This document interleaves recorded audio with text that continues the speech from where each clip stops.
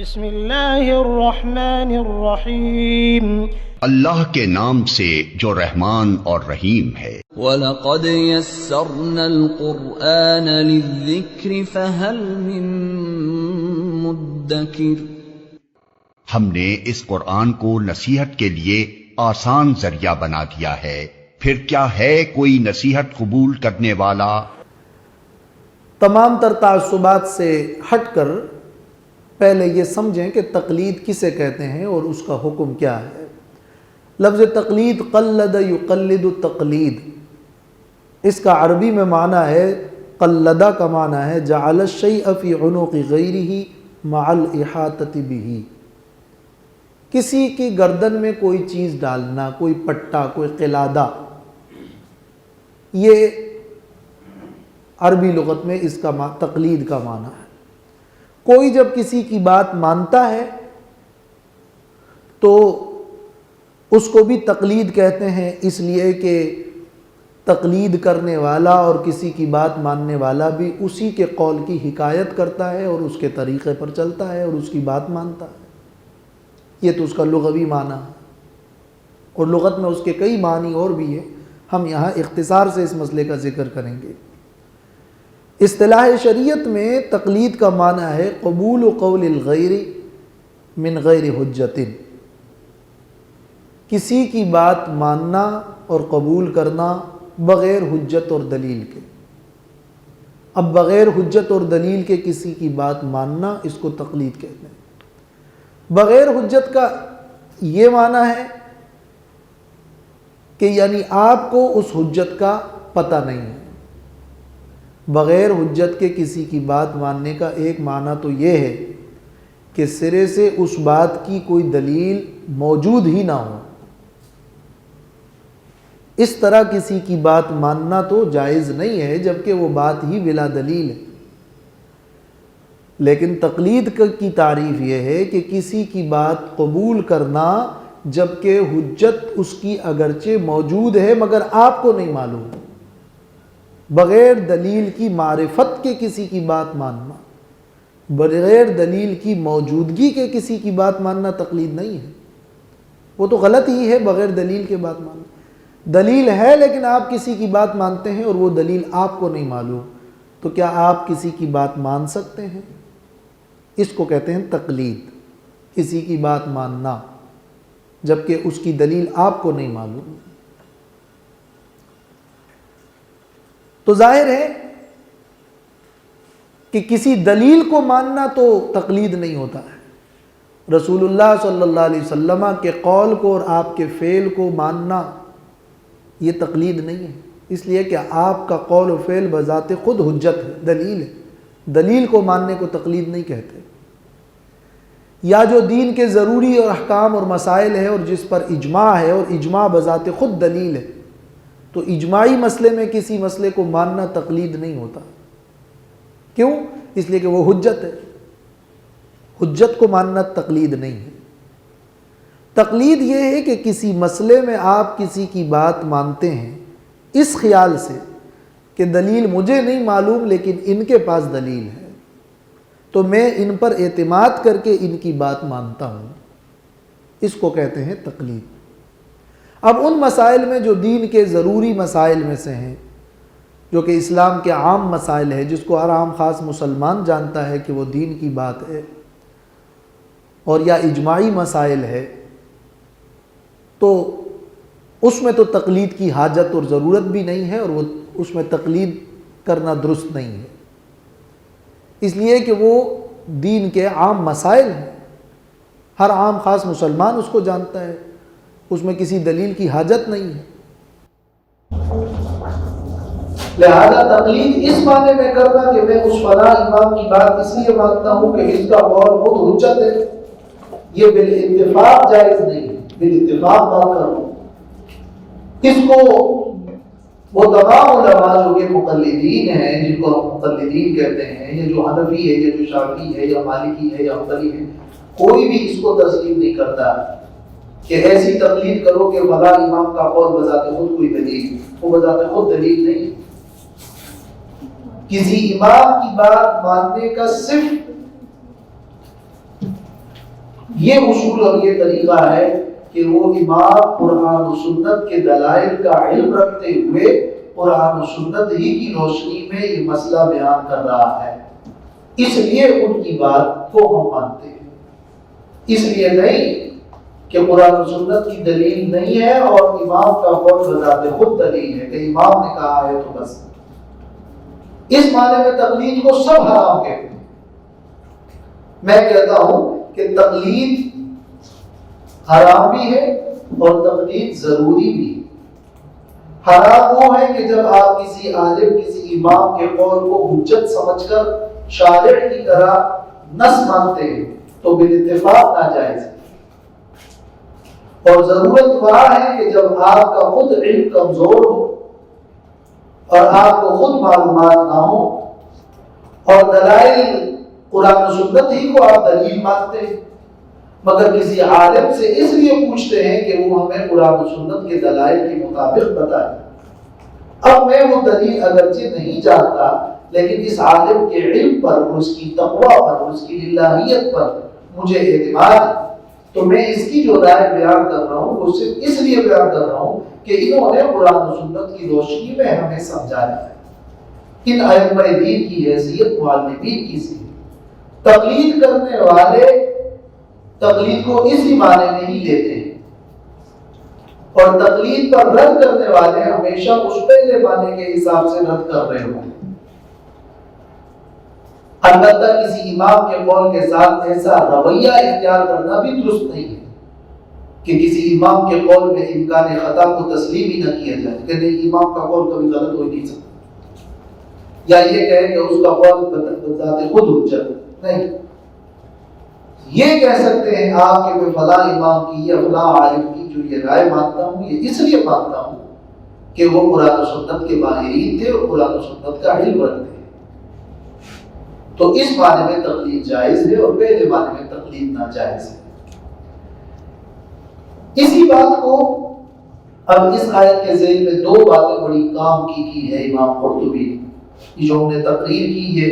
ان دو جملوں میں انہوں نے حل کر دیا ہے، اس سے مسئلہ تقلید حل ہو جاتا ہے۔ پہلی بات یہ کی ہے کہ لم يختلف العلماء ان العامة عليها تقلید علمائهم وانه المراد بقول الله عز وجل فاسألوا اهل الذکر ان کنتم لا تعلمون۔ فرماتے ہیں اس میں علماء کا کوئی اختلاف ہی نہیں ہے کہ عامی آدمی اپنے علماء کی تقلید کرے، اور یہی مراد ہے اس جملے سے کہ جو اگر تمہیں علم نہیں ہے اور تم عام آدمی ہو، علم تمہارا کمزور ہے تو اہل علم سے پوچھو، اس میں کوئی اختلاف نہیں۔ اسی کے ایک دو لائن بعد پھر کہتے ہیں، فرماتے ہیں وَكَذَلِكَ لَمْ يَخْتَلِفِ الْعُلَمَاءُ أَنَّ الْعَامَّةَ لَا يَجُوزُ لَهَا الْفُتْيَا لِجَهْلِهَا بِالْمَعَانِي الَّتِي مِنْهَا يَجُوزُ التَّعْلِيلُ وَالتَّحْرِيمُ۔ اس میں بھی علماء کا کوئی اختلاف نہیں ہے کہ عام آدمی کے لیے کسی حلال و حرام کا فتویٰ دینا جائز نہیں ہے، اس لیے کہ وہ ان گہرے معانی کو نہیں جانتا جس سے کسی چیز کے حلال اور یا حرام ہونے کا پتہ چلتا ہے۔ تو یہ بات اختلافی نہیں ہے کہ عامی کے لیے تقلید علماء سے ہی ہے، یہاں تک تو یہ بات واضح ہے۔ لہذا اگر علم کمزور ہے اور اجتہادی ملکہ موجود نہیں ہے، یا اتنا وقت نہیں ملا کہ آپ اس مسئلے کے دلائل کی روح سے تحقیق کریں، تو کسی محقق اور متقی عالم سے پوچھ کر مان لینا اس خیال سے کہ اس کا قول حجت تو نہیں ہے مگر انہوں نے ہمیں قرآن و سنت کی روشنی میں سمجھایا، اس کی بات پر اعتماد کر کے مان لینا جو تقلید ہے، یہ جائز بھی ہے اور یہ سب کرتے ہیں، یہ ضرورت ہے۔ حتیٰ کہ امام احمد بن حنبل رحمۃ اللہ علیہ سے مروی ہے کہ وہ فرماتے ہیں اذا سئلت عن مسألة لم اعرف فيها خبرا، جب مجھ سے کوئی ایسا مسئلہ پوچھ لیا جائے جس میں مجھے کوئی حدیث پتہ نہ ہو، افتیت فيها بقول الشافعی، تو میں اس میں امام شافعی کے قول پر فتویٰ دیتا ہوں، لأنه عالم من قریش، اس لیے کہ وہ قریش میں سے بہت بڑا عالم ہے، گویا میں مجھے وقت نہیں ملا، مجھے کوئی علم نہیں ہوا تو میں نے اس کی رائے میں فتویٰ دے دیا۔ اب اگر اس طرح کا مسئلہ اس نوعیت کا ہے کہ اس میں ایک طرف صرف امام کی رائے ہے اور دوسری طرف دلائل اور احادیث ہے، اور امام کی رائے کے پیچھے کوئی دلیل ہی نہیں، تو پھر امام کی رائے کے مقابلے میں دلیل کی اتباع کی جائے گی۔ لیکن اگر مسئلہ اس نوعیت کا ہے کہ اس میں دلائل متعارض ہیں، ائمہ دین اپنی طرف سے کوئی بات نہیں کرتے اور نہ حدیث کے خلاف بات کرتے ہیں، لیکن ان کے دلائل جب ہماری نگاہوں میں نہیں ہوتے یا ہم اس کی گہرائی تک رصد نہیں رکھتے تو ہم فوراً فتویٰ لگا دیتے ہیں کہ کسی اس امام کے پاس حدیث نہیں ہے۔ بس اوقات ان کے پاس حدیثیں بہت ہوتی ہیں مگر وہ اس مسئلے پر یا صریح نہیں ہوتی اور دوسری طرف ایک صریح حدیث ہوتی ہے، تو بس اختلاف یہ رہ جاتا ہے کہ میں اس صریح حدیث کو مان لوں یا امام کی اس تطبیق اور اس پوری تحقیق کو ملا کر میں تسلیم کر لوں۔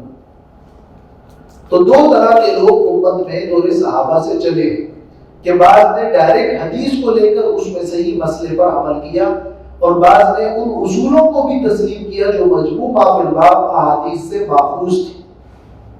تو ایک طرف اہل اور دوسری طرف اہل الحدیث تھے۔ یہ دونوں آراء اور یہ دونوں طریقے درست ہیں اور ان دونوں طریقوں والوں کو اللہ اجر عطا فرمائے،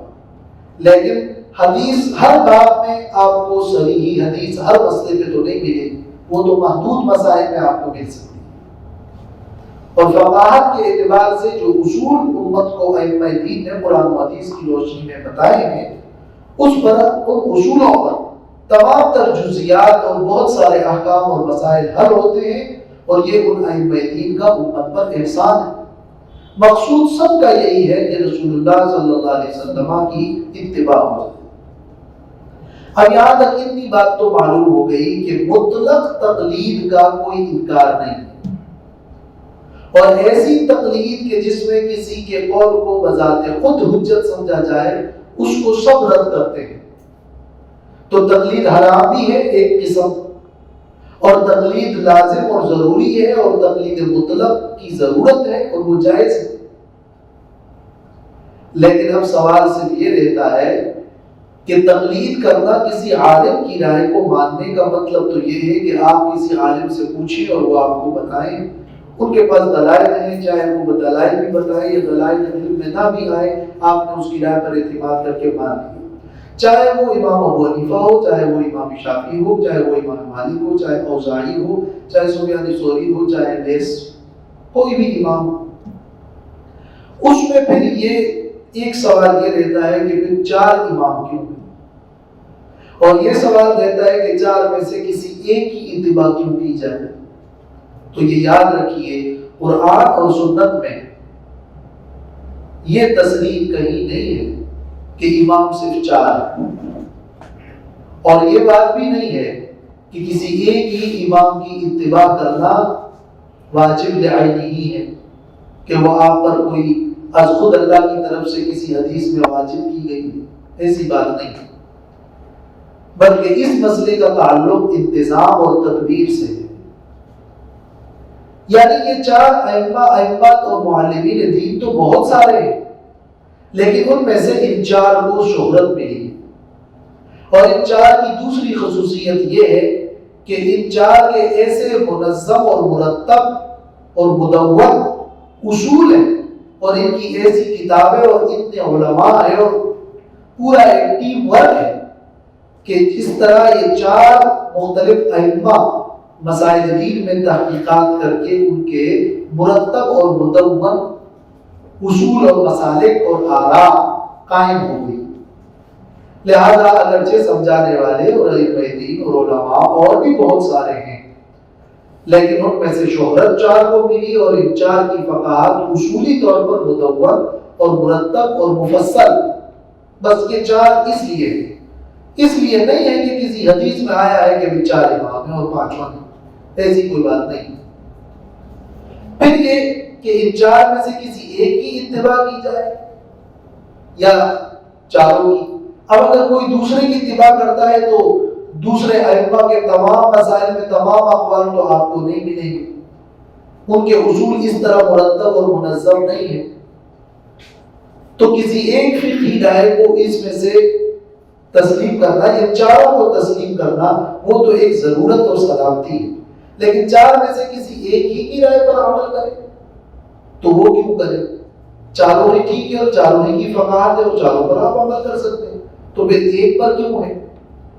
اس مسئلے کا تعلق میں نے بتایا انتظام اور تدبیر سے، وہ یہ کہ اگر چاروں کسی مسئلے پر متفق ہی ہیں چاروں اصولوں میں تو پھر تو چاروں پر عمل ہو ہی گیا، لیکن اگر ان میں اختلاف ہے تو بیک وقت چاروں پر تو عمل ہو نہیں سکتا، کسی ایک پر ہی عمل کریں گے، بیک وقت تو ویسے بھی کسی ایک پر ہی عمل کرتا ہے، لیکن کبھی اس پر اور کبھی اس پر، کبھی یہ رائے لینا کبھی وہ رائے لینا، یہی صورت ہوگی کہ جس میں آپ چاروں پر عمل کر سکیں گے۔ اس صورت میں یہ صورت کہ کبھی اس رائے کو مان لینا اور کبھی اس رائے کو مان لینا، اگر دلیل کی اور کی قوت کی بنیاد پر یا کسی محتاط رائے پر عمل کرتے ہوئے آپ ایک مسلک کی رائے کے مقابلے میں کبھی دوسرے مسلک کی رائے پر عمل کرتے ہیں تو یہ فی نفسی ہی جائز ہے، یہ منع نہیں۔ کسی ایک مسلک کی رائے پر پابندی کا نہ تو ہم نے کوئی قسم کھائی ہے اور نہ یہ اللہ رسول نے کوئی واجب کی ہے، تو یہ جائز ہے کہ کسی مسئلے میں دوسری طرف چلا جائے، لیکن کس بنا پر؟ اپنی خواہش کی بنا پر، دلیل کی قوت کی بنا پر، دلیل کی قوت کی بنا پر یہ جائز ہے،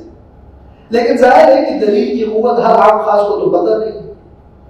تو اس میں کسی متبحر عالم کی رائے کو لے کر اگر آپ مطمئن ہیں کہ وہ ایک متقی اور متبحر عالم ہے اور وہ حضور دلیل بتا رہا ہے کہ اس معاملے میں فلاں کی رائے زیادہ راجح ہے اور اس کے علم اور تقویٰ پر آپ کو اعتماد ہے اور آپ اس میں اس مسئلے کو اپناتے ہیں تو یہ شرعاً جائز ہے، لیکن اگر یہ کھلی چھوٹ دے دی جائے کہ تم ان میں سے جو بھی شخص جو بھی مسئلہ جس امام کا بھی چاہے لے لو،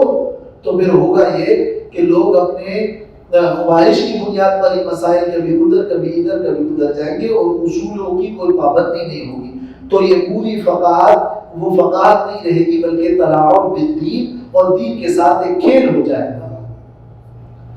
تو کسی ایک فقہ پر عمل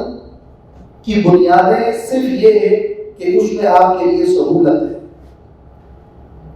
اور یہ ہے کہ اس میں ایک یکسوئی ہے اور یہ ہے کہ اتباع ہوا سے اجتناب، بس اس بنا پر بعض علماء یہ مشورہ دیتے ہیں کہ یہ اگرچہ اللہ کی طرف سے واجب لعینی تو نہیں، لیکن اس طرح خطرہ ہے کہ آپ متردد ہو جائیں، آپ کبھی ادھر کبھی ادھر اور اتباع ہوا کی پیروی کریں، اور جب لوگوں کو کچھ چیزوں کی اس قسم کی عمومی اجازت دے دی جاتی ہے تو پھر نتیجہ اس کا خواہشات نفس کی پیروی کی صورت میں نکلتا ہے، تو یہ ممنوع غیر ہی قرار دیا گیا ہے، وہ بھی بعض علماء کی رائے ہے، اور کبھی ایک اور کبھی دوسرے مسئلے پر عمل کی صورت میں اتباع ہوا کا خطرہ بھی ہے، اور بہت سے مسائل میں پھر آپ کو ترجیح دیتے ہوئے تردد بھی پیش آئے گا کہ میں اس کو پر عمل کروں یا اس پر عمل کروں، ترجیح تو آپ نہیں دے سکیں گے۔ تو کسی ایک فقہ کے اختیار کرنے میں جو علماء اختیار کرنے کی بات کرتے ہیں وہ صرف اس طور پر کرتے ہیں کہ اس میں تمہارے لیے سلامتی ہے، ورنہ کسی خاص شخص معین کی تقلید کرنے کا اللہ رسول نے ہمیں پابند نہیں کیا ہے، یہ انتظامی مسئلہ ہے۔ اور یہ بھی یاد رکھیے کہ یہ کسی ایک امام ابو حنیفہ یا امام شافعی یا امام مالک کی بات نہیں ہے، بلکہ امام ابو حنیفہ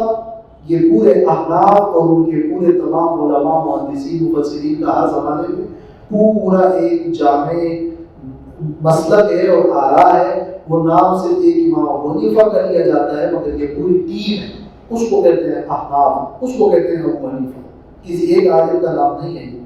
اور امام مالک کا مطلب یا امام شافعی کا مطلب کیا ہوتا ہے؟ یعنی ان کے جو اصول مرتب کیے گئے ہیں اور اسی نہج پہ جو پورا مدون اور مفصل فقہ ہے اس پورے کو نام دیا جاتا ہے امام شافعی۔ تو اس کو صرف ایک فرد واحد سمجھنا بھی درست نہیں ہے۔ بہرحال خلاصہ آخر میں 2-4 الفاظ میں یہ ہوا کہ اللہ، رسول اور قرآن و سنت ہی اصل حجت ہے، اس کے مقابلے میں کسی کا قول حجت نہیں۔ دوسرا مسئلہ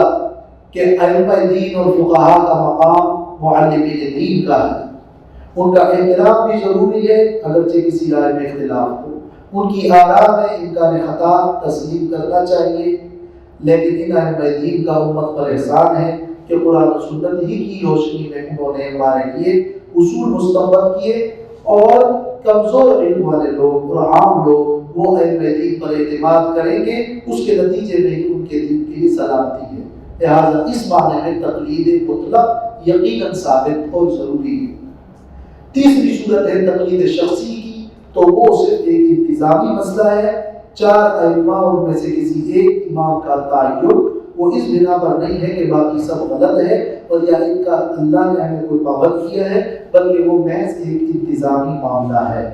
بس یہ 2-3 باتیں اگر آپ کے ذہن میں ہوگی تو یہ تقلید کے معاملے میں ایک معتدل رائے ہے۔ تو فَاسْأَلُوا أَهْلَ الذِّكْرِ إِن كُنتُمْ لَا تَعْلَمُونَ، اہل علم سے پوچھو اگر تمہیں علم نہ ہو۔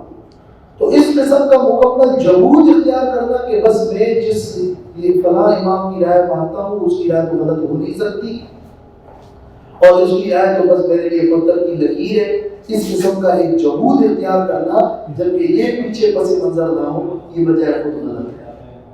اس سے شرک کے لیے راہ کھلتی ہے، اسی کو تقلید جامد کہتے ہیں، اور اسی کو تقلید جامد۔ تقلید جامد کی اصطلاح کے 2 مطلب ہیں، ایک مطلب تو وہ تقلید شخصی کو تقلید جامد کہتے ہیں، لیکن تقلید شخصی کا جو معاملہ ہے وہ صرف انتظامی ہے، اور اگر کوئی تقلید جامد اس کو کہتا ہے کہ نہیں یہ ایک صحیح ہے باقی غلط ہے اور میں اس کو ہی مانوں گا باقی کو میں اس میں غلطی تسلیم نہیں کرتا، وہ حد سے تجاوز جو کرتا ہے اور جمود کرتا ہے وہ در حقیقت ایک قسم کی جہالت ہے۔ مگر ائمہ دین اور علماء ربانی وہ جو تقلید کو ماننے والے ہیں اور نہ ماننے والے ہیں، اگر ان کے کی آراء اور ان کی تحقیقات کو سنجیدگی سے لیا جائے اور ان میں سے تعصبات اور طرح طرح کے مناظرہ بازی کو نکال دیا جائے تو اس کا جو معتدل مسلک ہے وہ یہی بنتا ہے کہ یہ چیز اس کے بغیر چارے کار بھی نہیں ہے اور یہ ضروری بھی ہے اور اس کی اہمیت بھی ہے، لیکن شرک کی نوعیت تک اس کو پہنچانے کی ضرورت نہیں ہے۔ اصل حجت تو اللہ تبارک و تعالیٰ کا فرمان ہی ہے۔